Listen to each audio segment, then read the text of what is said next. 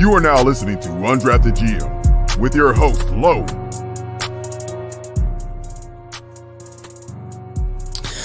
Welcome to another edition of Undrafted GM, your place for all things football. It's not even all things NFL anymore. It's just all things football. We've been kind of running the gamut here, doing a lot of NFL talk per usual, but we've had some really amazing interviews lately. If you didn't get an opportunity to go see the Dan Buchanan interview, if you didn't get an opportunity to go see the Joey Counts interview, you need to go back, go on our YouTube, Undrafted GM.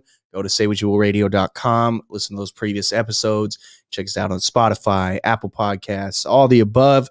But the biggest thing is just, again, getting an opportunity, you're going to want to go back and see those because we got some great stuff upcoming. Got a couple D1 guys that we have scheduled for later this month, beginning of next month. So there's a lot of stuff on the table. You guys are really going to want to make sure you stick around for that. A lot on the table today. Last week we talked a lot of free agency. This week, we're going to talk even some more free agency. That'll kind of be a running theme for the next couple of weeks. There was a lot of breaking news this week, though. A lot of stuff that came out. Obviously, a lot of deals are coming together in theory because this always happens right before the start of the new league year. If you guys have somebody you want to talk about, there's a free agent signing. If there's a news story, if you have an opinion, post that in the comments. Feel free to call in. That number's floating across the bottom of the screen right there. But again, feel free to post that in the comments. I love when people comment. I'll get to it. I'll argue with you, whatever you want to do. But again, feel free to put that in there so that way we can address that. Starting off the show, I want to talk about a big one. A lot of people who know me outside of this, they know I'm a pretty big Cam Newton guy. I'm just a believer. He's one of the most gifted athletes I've ever seen in my lifetime. I don't even think that's just one sport only. I think the man's just, he had one of the greatest college careers, short, albeit, of all time, very Joe Burrow-esque.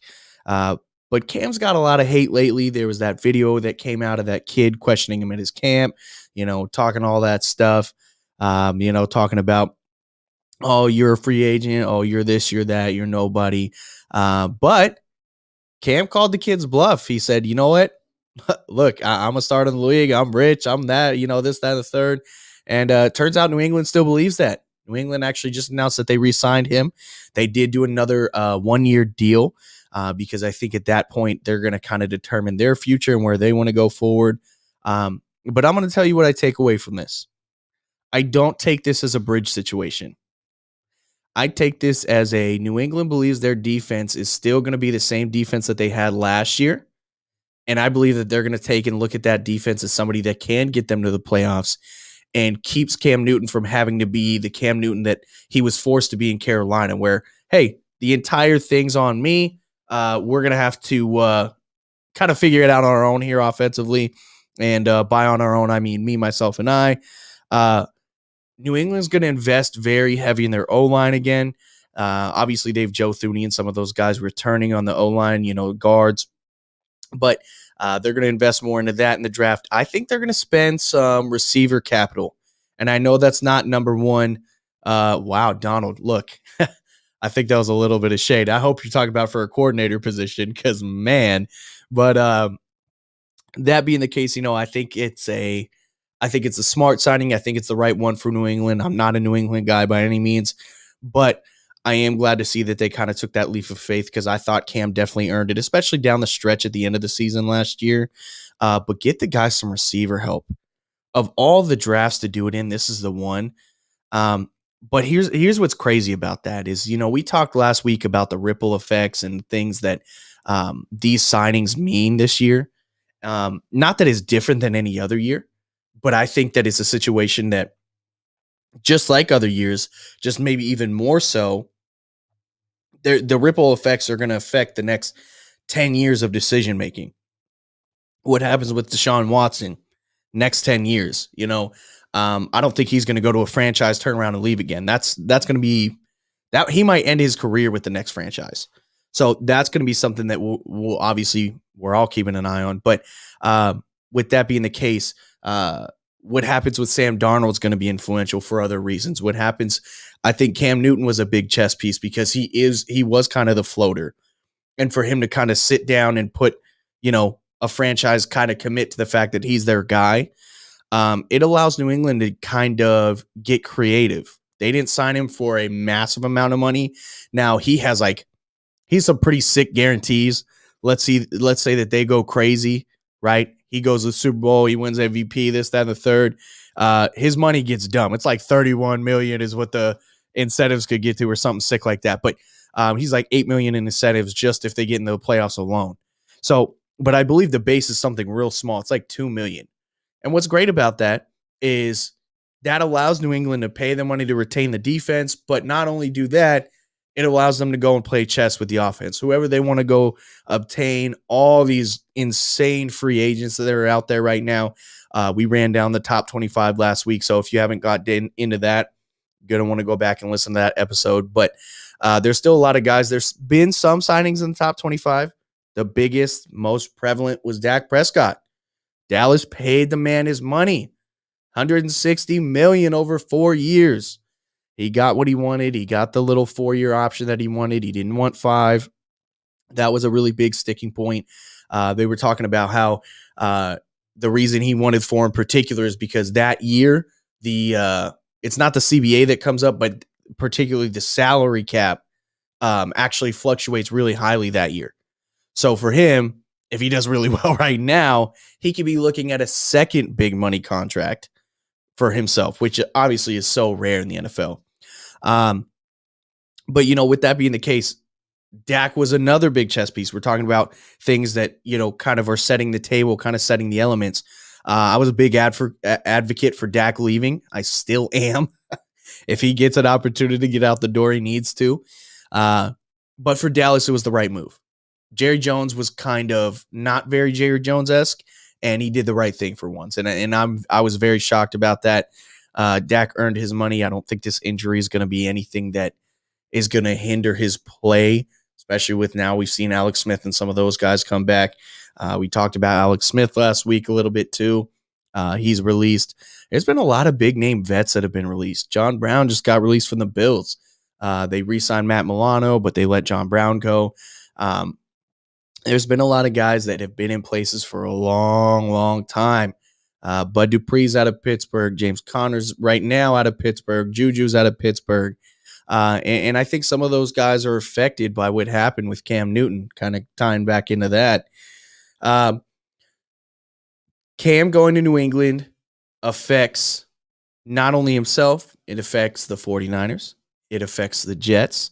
It affects Washington. And we talked about this last week. Donald was in the comments last week as well. The Washington kind of hasn't put out there what their plans are at quarterback. They haven't been like, hey, we're going to draft one, or hey, we're going to go get one in free agency. We have no idea what they're going to do. They're obviously kind of a mystery box right now. We have no idea what route they're going to choose, and that's going to be a big, very influential piece. But Cam going to New England shuts down all that talk about Jimmy G going back to New England, because there's been all that chatter. Oh, New England's interested in pursuing Jimmy Garoppolo. Oh, Jimmy Garoppolo's, going back to New England. I was a big proponent of that. I thought he should go back. I thought that was the best fit for them. And I also just wanted him out of San Fran because I think San Fran's hindering themselves. They should go get Deshaun. But that goes to show, there's obviously bigger plans at work. There's a lot more that we could just speculate on. And of course, that's all it is speculation at the end of the day. But Jimmy G staying put, look, that's a conversation that John Lynch sat there with Kyle Shanahan and had. Like, hey, they had to sit there and look at that division and go, this is what that tells me. Russ is leaving. And I know that that's a big, if right now. But if John Lynch is sitting there, okay, because let's not act or let's not pretend like, even though it's Bill Belichick and everything's kind of kept inside, he's not like a typical GM. They all talk.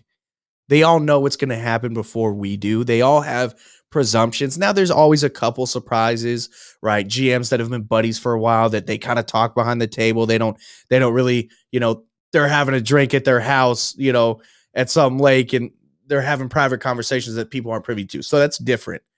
But at this point of the season, right before the league year, there's not as many secrets, but it's very much like the draft where the media waters down a lot of it. There's a lot of false stuff happening. But this was not one. Cam going back to New England isn't a shocker. It's more so a shocker that the Niners didn't aggressively push Jimmy G out the door. That's what's more surprising to me. They had to have a conversation where they sat down and they went, okay, if we're looking at the division right now, what spot do we wind up? The Rams just got better. They went and got Stafford. They, we're sitting here talking about Russell maybe leaving Seattle. Seattle's totally up in flux right now. If he stays, that's one thing. That offense is still deadly. But if he leaves, that's a fourth place spot. We don't even have to worry about them. Right? So if that's the case, you're talking about, okay, the Cardinals. Yeah, the Cardinals just got better. They got J.J. Watt. But does that make them in our category to where we were just in the Super Bowl a year ago? No. So San Fran's like, okay, let's say worst case scenario, we wind up in the 2 spot. We're still in the playoffs. We'll make the run. They're very confident. That's what that says to me. John Lynch is very confident about his situation. They have a lot of pieces. They do play a lot of physical ball. They like to run the ball. Raheem Mostert's really showed up. San Fran's not going to do a ton. They're going to draft just like they always draft. They're going to go with best player available. They're going to add him to the roster. That was what the Brandon Ayuk move was last year, even after Deebo Samuel. They're just going to add best player available and go from there, right? They just re-signed that corner. His name's going off my head, but 41. Oh, Emmanuel Mosley. Another value player. They know where their value is.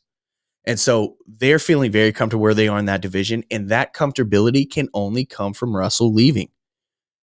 If I'm in the NFC West, if I'm any of the GMs in that situation, that's the situation that you're worried about right now.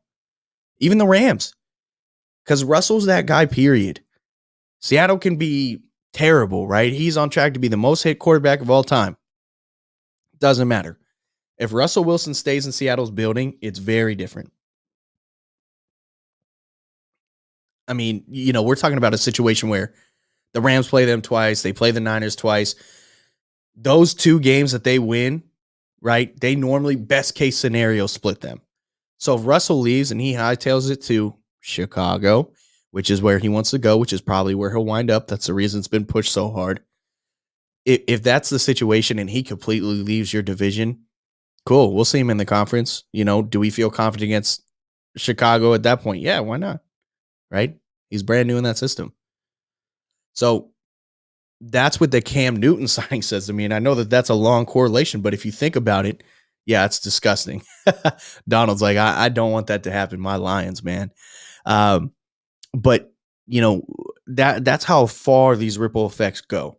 Cam signing to New England means most likely Jimmy G staying in San Francisco, which to me, and this is just my opinion, means Russell's leaving Seattle. Because I'm telling you right now, if Russell Wilson stays, Deshaun Watson becomes a lot more urgent to you. I think it's a situation where you're like, hey, do we have the best quarterback? No, right? But Jimmy G versus Matt Stafford, it's a lot better, more favorable of a comparison. But it doesn't matter who Deshaun goes to. Unless he goes to the AFC West, he's going to be the best quarterback in his division. Even the NFC South, I mean, yeah. Donald just wants them to keep Trubisky, he said. Yeah, and that's what it is. If you're in that situation, you don't want Russell moving. If you're anywhere outside of the NFC West, you want him to stay put. If you're Green Bay, you want him to stay put. Because that means you most likely don't wind up seeing him. So everything that happens this offseason is going to have just major ramifications throughout the league, and even the smallest of signings, again, like we were talking about that Cam Newton thing, that affects Deshaun Watson. If Deshaun can't go to San Fran, okay, the Jets know that. So what's the Jets doing? Robert Saleh's like, you better get on the phone and offer them the picks they want. If we don't have to battle it out, if we don't have to add any of the extra picks in there, why are we not calling them and just offering them what they want? Nobody's up there to fluff the price. We don't have to add another, second in there. We don't have to do none of that. Like, we really are the only suitors at this point. Everybody else is pretty much backed off. I really don't see Denver coming in at that and offering that much that they have in their back pocket. Right now, Denver is going to wind up being fourth in their division. They're in a Seattle situation where they have some talent. They should be better than they are, but their division's so loaded. What are you going to do? There's not too many other teams unless Urban Meyer comes out of left field and is like, I'll give you pick one. I take Deshaun over Trevor. That's just his decision at that point. That's the only person that I would say outside of the Jets really has to sit there and weigh their options, right? Because he's one, Jets are two. That's it. If you believe Trevor Lawrence is better than Deshaun, you stick with Trevor. If you believe Deshaun's better, you stick with Deshaun. Spoiler alert, me personally, I don't think Trevor Lawrence will hold a candle to Deshaun Watson for at least 3 years. Right? So why wait? Donald said word on the street is that nobody's willing to give up 3 first-rounders. Exactly. Because that third first-rounder came from them assuming that other people were going to drive the price up because a bunch of people want Deshaun. Because a bunch of people do want Deshaun. But they're not willing to give Houston a brand new life to do it. They want to give them 2 firsts, maybe a second, and keep it pushing. And that's real. You're still mortgaging a large part of your future. Let's say you give them 2 firsts, a second, and a fourth. That's still a large part of your future. These are all game changers, especially nowadays. Look at this draft class. You got guys like Jamar Chase and Devonta Smith coming out at the receiver position that they're like 1A, 1B. They're talking some of them dudes could fall to the late 20s. Donald said, honestly, 2 firsts and a 2024 second. That's realistic. Why not? Right? And you can even make that a contingent 2024 second. That's so far off. Make it a contingent first. Shoot, by that time, he'll be playing, the whole time. You won't even miss that first round pick. And that's the thing is that there's so many situations that just this one signing in New England affects. I think that almost guarantees that if Deshaun isn't forced to stay in Houston and sit out a season, the only place he winds up in is New York. Now, let me take this a step further. Okay. I'm going to really go down the rabbit hole here. So again, Cam Newton was re-signed. For those of you that are just tuning in, feel free to argue about this in the comments with me, but Cam Newton was just signed to New England, re-signed there for a year. I think that has ripple effects so deep it keeps Jimmy Garoppolo in San Fran. I think that indicates a big thing that Russell is moving out of Seattle. I'm pretty sure that's to Chicago. But taking that even a step further, I think that guarantees Deshaun goes to the Jets, not the Niners. And I think what happens is the minute Deshaun Watson gets traded to the Jets, they realize, okay, the draft is not where we're building now. A rush on free agency is going to happen. Donald, do you want to talk about word on the street? Word on the street is that Aaron Jones is going to wind up a Jet.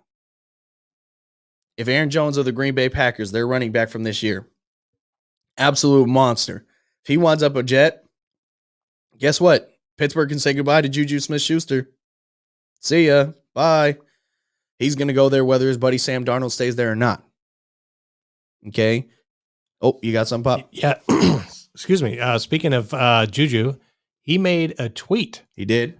That was pretty much evidence that he will not be back. Yeah, go ahead. You can. I'll let you adjust that. Yeah, I actually read it on Twitter, and basically they put out a poll. Somebody did put out a poll whether or not he was going to be with the Steelers next year or he was going to go somewhere else, and he voted somewhere else. So there you go. Now here's the thing, okay, and I'm glad you brought that up because I did want to mention that, but I kind of want to flip that on its head for a second. So because he's very social media open, we all know this. The minute that they got that deal done with Ben restructuring the contract, on that post on Instagram, I personally can attest, I saw right immediately under that, Juju said, and I quote, okay, let's get this talks going. I'm open to talk. Okay. Now, so what that could mean is he does that. He's like, hey, Pittsburgh, I'm trying to put a little pressure on you to pay me the money so we can just do it and be done. Or it could mean what you take it as verbatim. I'm out. Don't worry about me. I'm gone. Now, the beautiful thing about Pittsburgh is I don't know what it's been this past decade. 20 years. Okay. Let's go all the way back to the early 2000s, late 90s. we've never had problems drafting well at receiver. You can see Hines, you can see Plex, you can see, yep, Donald, you're 100% right. I don't think Pittsburgh wants him as bad as he wants them. What Pittsburgh wants is him to take a pay cut, come back on maybe even a vet minimum, try to earn it back and show that you're one. Because let's be honest, AB left. Juju hasn't separated himself from being a number 2. At best, he's looked like a good number 2. But Deontay Johnson is not a true number 1. He's not a guy that's going to pull people open. Chase Claypool can get there. But they're like, if Deontay is already a number 2, Chase Claypool's a number 1. Juju, that means you're 3 if we're doing simple math. So then I'm not paying you like a star to be a number 3. Good slot receiver or not, that's, there's just no point. It's not a smart salary move. So again, that's some of the ripple effects I think that are going to happen. Go ahead. Now, wasn't John Brown looking to come to Pittsburgh? John Brown at one point was. Now that's a very Pittsburgh move. He said, nah, Juju is 0. That's a very Pittsburgh move. Let Juju walk, sign John Brown for a vet minimum because he is a vet minimum contract. Go ahead. No, that's all I was going to say. I just read that in the news yesterday that John Brown publicly said he wants to come to Pittsburgh. Yeah, and that's a great move because that doesn't hurt anybody. You already have Chase. By the way, speaking of Pittsburgh news, the Lions, shout out Donald, just announced they released, here you go, Pop, Jesse James, the outlaw Jesse James. I believe Jesse James will wind up back in Pittsburgh. Because tight end, right? Yes, Vance McDonald retired. So there you go. So that'll be interesting. We'll have to keep an eye on that. But again, I think with all that happening, with Cam staying in New England, Jimmy's going to stay in San Fran, Russell's going to go to the Bears, somewhere else. Donald said, I seen that coming. I'm telling you, it's going to be a situation where all of this boils out to a lot of people moving that weren't planning to. But it's going to keep the NFC in turmoil until season start. And not bad turmoil, good turmoil. Everybody trying to be their best as far as who they're, obviously valuing and all that. The draft is going to be insane. That's what all this is going to come down to. This is the first year that I think, unlike in normal years where, draft day, they make trades, that kind of stuff. No. This is all going to explode this month, right before the league start. If Russell's going to move, he will move this month. Yeah, exactly. Donald, you guys already have a stud tight end. TJ Hawkinson's a beast. You don't need him. Jesse James was a lot of money because, let's be honest, Ben makes tight ends look good. And so that was an easy release. He saved you. I think it was like $7 million against cap, 3.5, something like that. But there's been so many ripple effects at this point. I think now let's talk people that are not in the league yet. Cam being in New England changes things for guys like Trey Lance. Trey Lance out of North Dakota State. And again, if you guys are watching this right now, I appreciate you tuning in. I am going to do my mock draft. It's going to come towards the end of this month because I like to wait and let some things play out. Because I just not realistic. I'm debating if I want to include trades in it or not. I probably will, but it's that part gets so up in the air. People get so caught up on mock drafts. I'm guilty of it. But guys like Trey Lance, guys like Mac Jones, they're the type of people that they're kind of in flux right now. Okay. If New England had not signed Cam before the draft, if they didn't re-sign him before the league year and he sits, teams like Washington and New England would tend to go that youth way, youth cheaper, less money, rather than go that way. So that then moves them up the board because New England's sitting at a firm number 20 right now. But, you start tumbling, okay, maybe Carolina doesn't pick you depending on what they do at the quarterback position. Maybe they go after a Russell. I don't see that situation really playing out. But, if Russell winds up with a Saints team, right? If Russell winds up with a Chicago team, now New England has their quarterback. Okay. Other than Seattle, maybe Carolina, maybe like those guys that are kind of in the middle of the pack at quarterback, other than your top three, obviously being Trevor Lawrence, Justin Fields, Zach Wilson, everybody else is going to fall dramatically. Okay, Pittsburgh's not taking a quarterback in the first round. I'm going to ruin that for you right now. Donald, let me hear that. Donald said he has a legit prediction on who Miami will pick at 3. I'm glad you brought that up. Okay, now I reference Colin Cowherd a lot on the show because it's a guy that I respect greatly. But he brought up a point this week. He was talking about Kyle Pitts, the tight end out of Florida. How if it was a situation where Trevor Lawrence wasn't in this draft and, it wasn't a quarterback that was that far ahead of the pack, he said Kyle Pitts would be his number 1 pick overall. He said the Jets should take him at 2. And I think that's brilliant.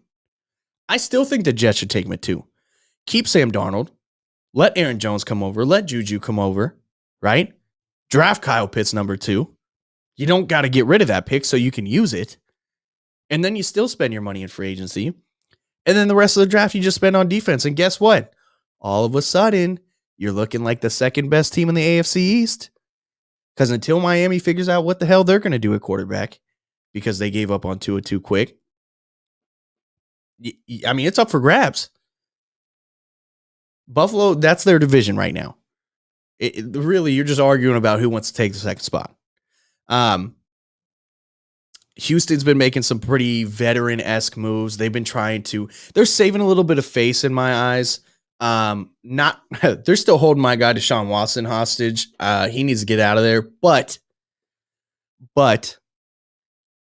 I think what they're trying to do is they're trying to decide, okay, how can we mitigate the damage if we do, if we are in a situation where we really do got to let them go, because they're feeling the heat. Obviously, they still have David Johnson. Duke Johnson was released in free agency as well, but they just signed Mark Ingram. You guys remember Mark Ingram from the Ravens, also from the Saints. Mark Ingram's still legit. He's still not, over the hill yet.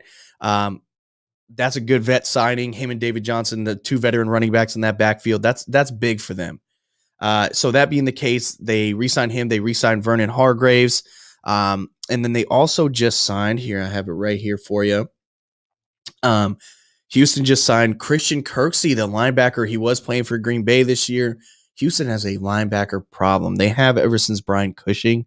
Whitney Merciless has been holding it down for them forever, but he's doing more than he needs to.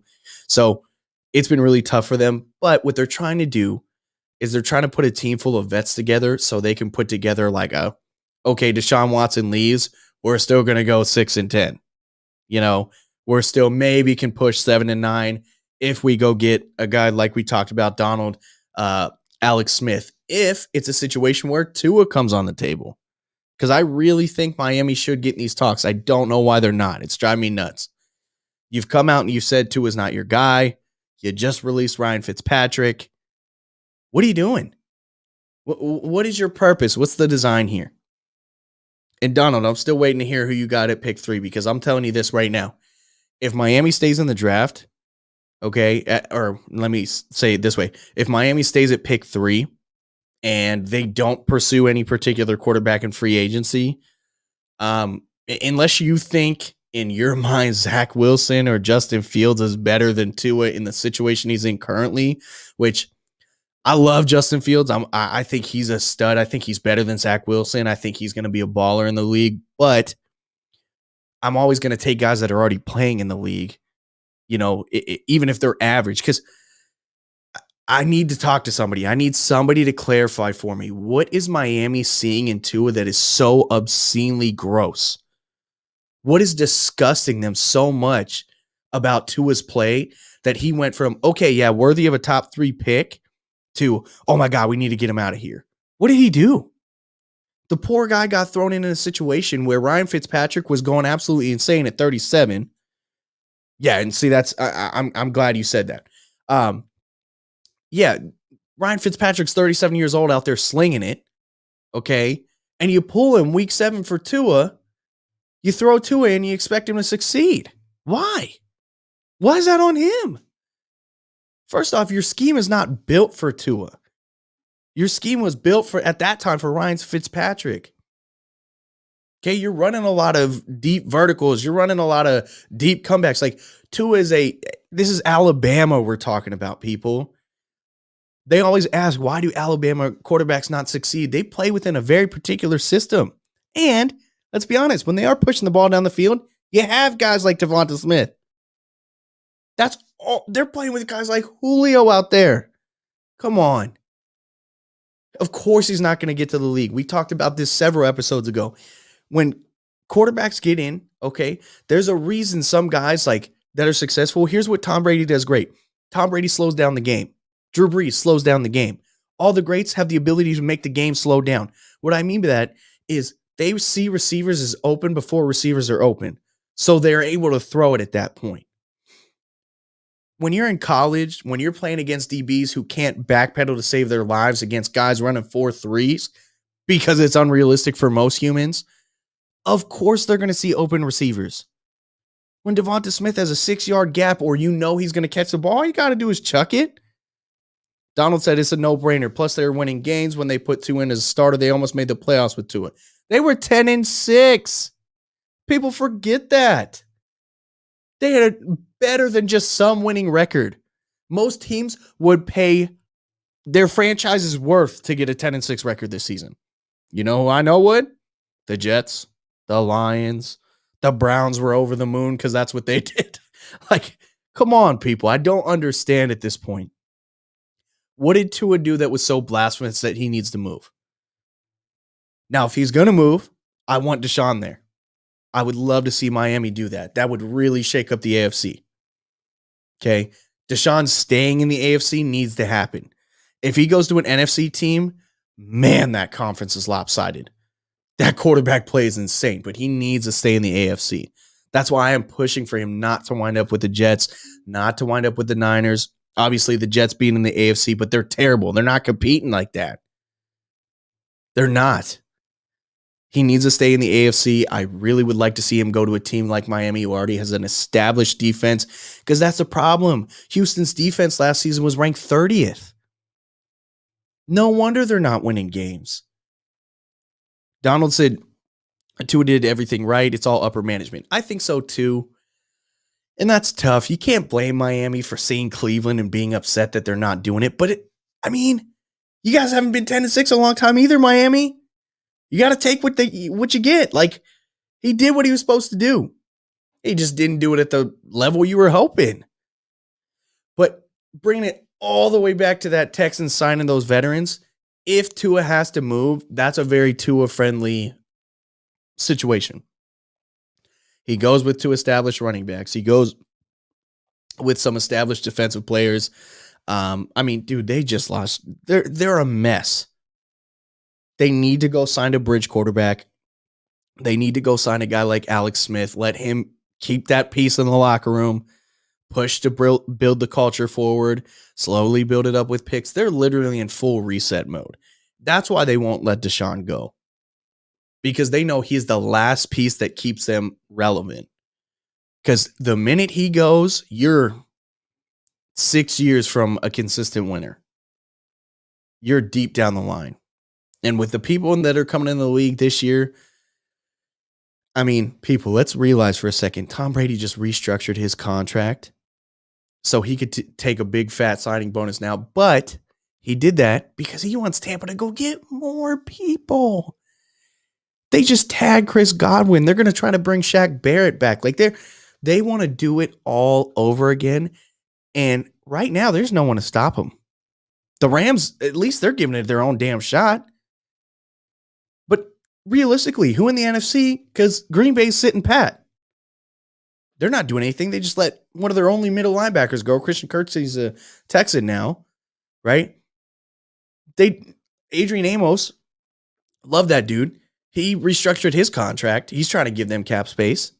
Like, okay, cool. You're making your players do all the work. What are you doing now with that cap space? Who are you signing? Who are you pursuing? Nobody. So there's nobody that's really going to challenge Tampa like that. Breeze is gone. New Orleans is a question mark. Who knows that quarterback situation? That's another one. I'm hoping Justin Fields winds up in that situation, if not in Atlanta. but there's a lot of uncertainty that's going to get solved within these next couple weeks. I mean, just talking about some of the guys that we were last week, obviously we were talking about, the JJ Watt signing, Dak going back to Dallas. That's big for Dallas, but that's terrible for the NFC East because Dallas is about to win for the next, whatever. They're not going to do anything with it, but, they'll win. The Giants, that's another one. They got to kick Daniel Jones out of the year. He's not terrible, but he's like the best backup in the damn league. And it's insane. They were saying that Cam Newton, the contract he just signed with New England, and here's why New England's even smarter for that signing. He's going to make the same as Chase Daniels in Detroit as a backup. Chase Daniels as a backup. He's backing up Jared Goff. Not like he's backing up somebody elite. That man's just there just to be there. Ooh. Okay, Donald. I like what you said there. Let's stir it up a little bit because I am a big proponent of the fact that I think Denver's a quarterback away from a very scary offense, but they're in a very big division. That division would be insane if they got a quarterback. Donald said Justin Fields should land in Atlanta. Matt Ryan will be traded to Denver. I couldn't agree with you more that Justin Fields in Atlanta makes sense. That will be on my mock draft. Okay, I just think he fits. Let Julio mentor him a little bit.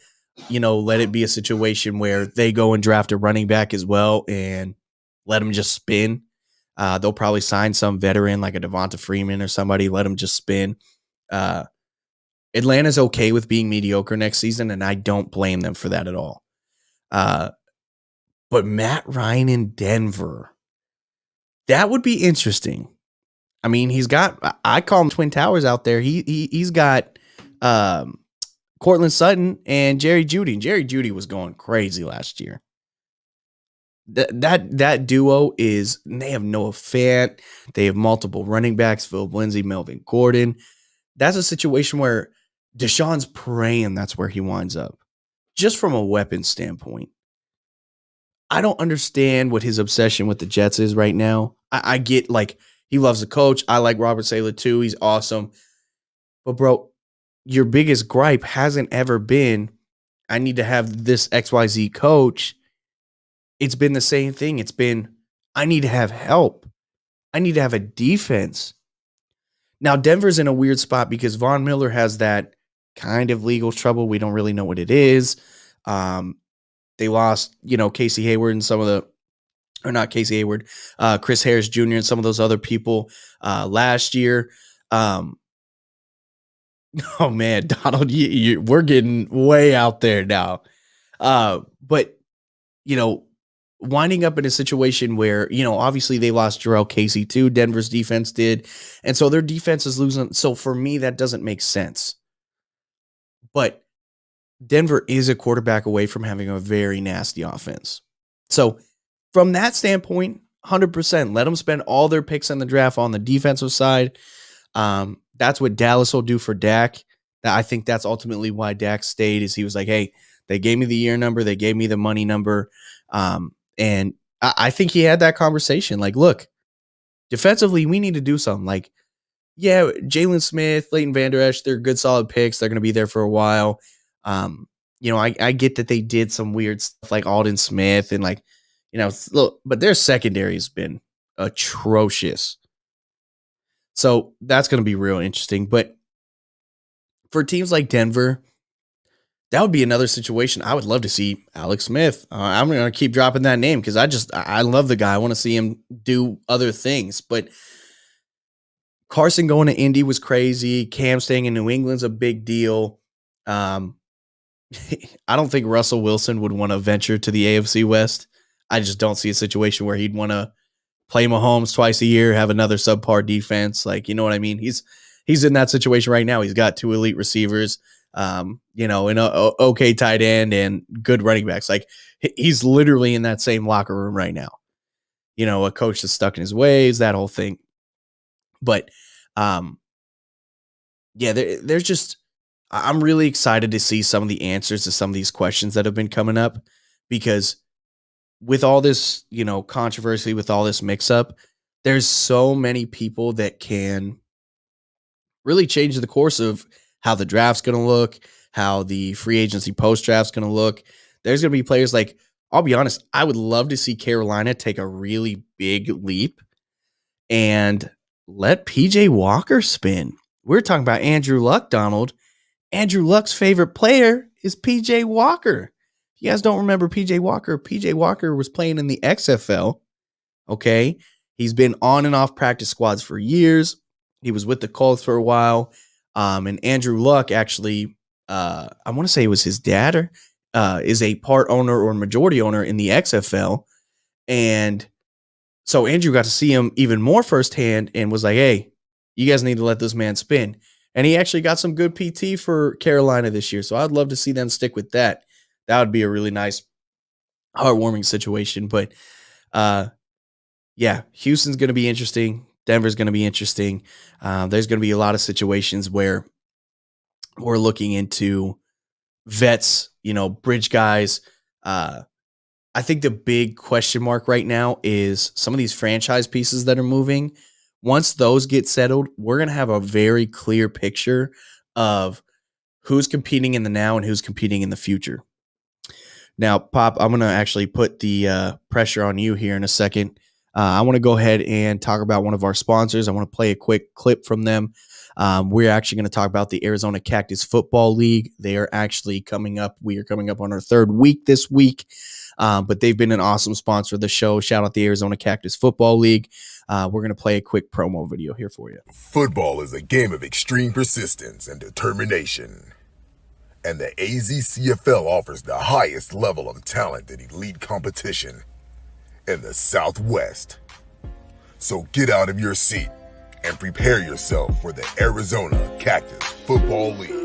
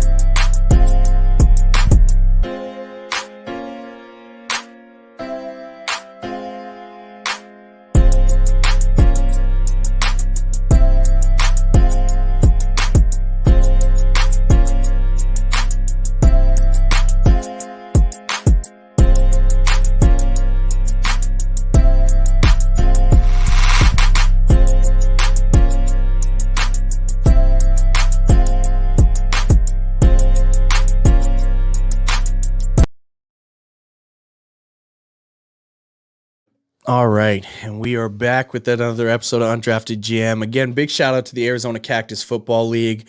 You guys are going to want to go check them out on Facebook. Make sure you like that page, follow that, because they do post their live game of the weeks on there. You can also go follow them on Twitch. You can also follow them on Instagram. You're going to want to go check out Mythical Beards if you're a bearded guy like myself, even if you're not. Mythical Beards has some great products. They're a great sponsor of the brand. They have different colognes. They have different balms, oils, all sorts of different stuff.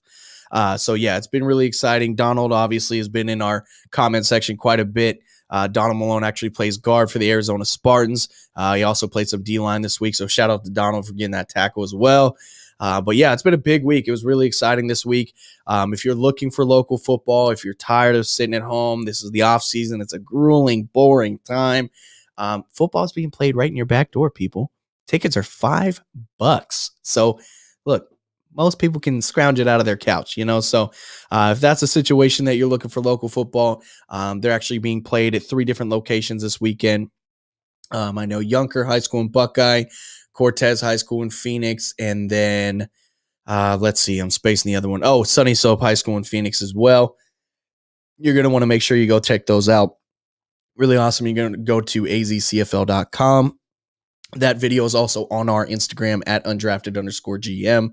And if you're looking for any of our sponsors, Nut Tree Designs Company, Fast Concepts LLC, Mythical Beards, Gray Feather Farms, you can check those out on saywhatyowillradio.com under our sponsors tab. So, obviously, again, a big topic has been free agency. We talked about the Dak signing. That's a big deal. I know Ezekiel Elliott was really pumped about that. Pittsburgh re-signed Big Ben. We talked about that a little bit last week. Football as a whole is moving forward. There's a lot of stuff that's going to, there's some states that are opening right now. So it's going to be really interesting to see what the NFL has to do this upcoming season. Businesses being back to 100% full capacity is awesome. I'm hoping that that's going to be something that means fans in the stands, and not just some fans, all the fans. I would love to see packed out stadiums again. Again, that's just the football side of me loving that. So that would be a really big deal for us, but it's going to be interesting. I want to talk a little bit about Minnesota, a team that we don't talk about too much on the show. I know Donald's going to cringe at that, but I want to talk about Minnesota and their situation. They're struggling with a lot of big free agents right now. I'd just like to talk about teams that we don't touch base on too much. Kirk Cousins. Are you in? Are you out on Kirk Cousins? Where's your head at? And I'm going to tell you personally, I'm torn. I'm a big Kirk Cousins believer. However, I don't believe he's the guy in Minnesota. I think that's a surprise team that will wind up drafting a quarterback this year. I think you're going to see a team like Minnesota draft a guy like Trey Lance out of North Dakota State. I think, not only his ability to connect with the fans because he's kind of towards up that region, but Donald said sick. He threw out that emoji. But, that's a team with a lot of young talent. Justin Jefferson, Dalvin Cook's top 3 running back in the league. They have Irv Smith Jr., that young tight end. Anthony Harris is a very dominant safety out of Virginia. He's been balling there for some time. Harrison Smith is timeless. That man's still coming downhill a million miles an hour. That's another team that's a quarterback away. I believe Mike Zimmer's a really good coach. He's a defensive coach. But the reason I say they're quarterback away is a little bit different than most. Okay. I do believe in Kirk Cousins. I think Kirk Cousins would be the perfect guy for a Denver team, for a Houston team, for a team where Washington, a situation where you need a guy he's not that guy, right? He's not the guy to come out and blow stuff up. Obviously, he already spent time in Washington, but I actually would like to see a reunion there just from the Ron Rivera standpoint. But he's a guy that can produce. He actually finishes top 10 almost every year statistically. But the scheme that they run there is very unique. It's a very run-heavy scheme. It's a very, rough and gritty. Dalvin Cook gets his 25 to 30 carries a game. They're throwing a lot of drag routes. They're throwing a lot of underneaths to the tight end. Different situations where, they do a lot of blitzing defensively. They play games where a lot of the time they're either getting blown out or they're blowing people out. And so, with that being the case, I think they need a guy like a Trey Lance. And I'm going to advocate for that. I think Kirk Cousins needs to leave. I think he needs to get out of that situation and wind up in a Denver, a Carolina, a team where they need a solid leader that isn't going to cause problems. Minnesota's got to move on. That experiment's done and over with. They're going to have to keep that pushing. That's going to be something that, again, that's going to be a big watch for the season upcoming. The AFC South is home to none other than the Tennessee Titans. That's another team that I think a lot of people are forgetting just how dominant they've been these past 2 years.